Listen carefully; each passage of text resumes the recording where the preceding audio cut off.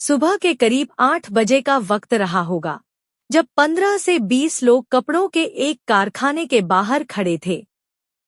तारीख थी 19 जुलाई 2010 और जगह मुंबई का एक भीड़भाड़ वाला इलाका। दरवाजे पर ताला लटका था और चाबी कारखाने के ही एक कर्मचारी के पास थी।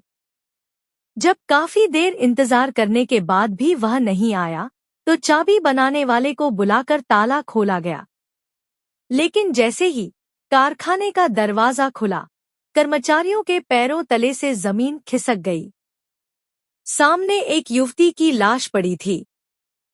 परिजनों ने पुलिस को बताया कि एक दिन पहले 18 जुलाई को युवती की छुट्टी थी, लेकिन वह वॉलंटियर के तौर पर पोलियो ड्यूटी में गई थी। सुबह 9 बजे वह घर से निकली और शाम को 5 बजे वापस आई। कुछ घंटे बाद वह फिर से बाहर चली गई।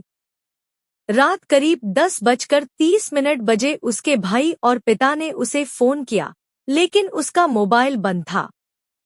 युवती की तलाश में परिजन कारखाने पहुंचे, लेकिन वह अब बंद हो चुका था। रात भर तलाशने के बाद भी जब युवती के बारे में कुछ पता नहीं चला, तो अगले दिन सुबह पुलिस थाने जाकर शिकायत दर्ज कराई।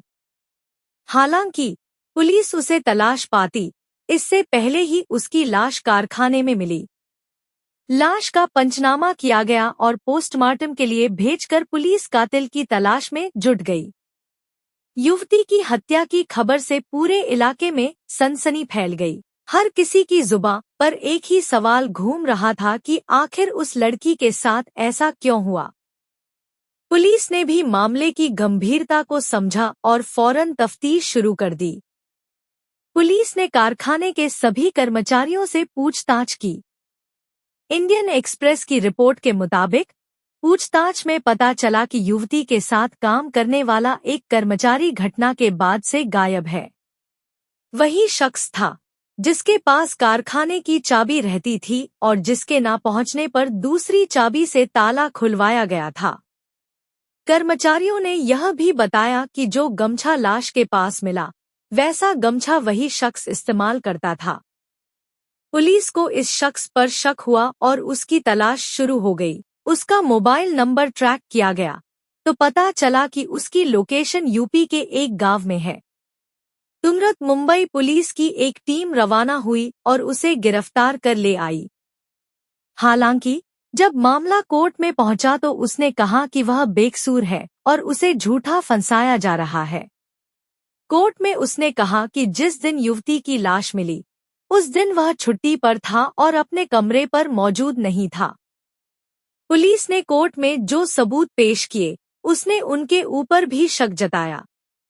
यहाँ तक कि उसने कहा कि पुलिस ने उसे फंसाने के लिए एक गवाह के बयान कई दिनों के बाद दर्ज किए।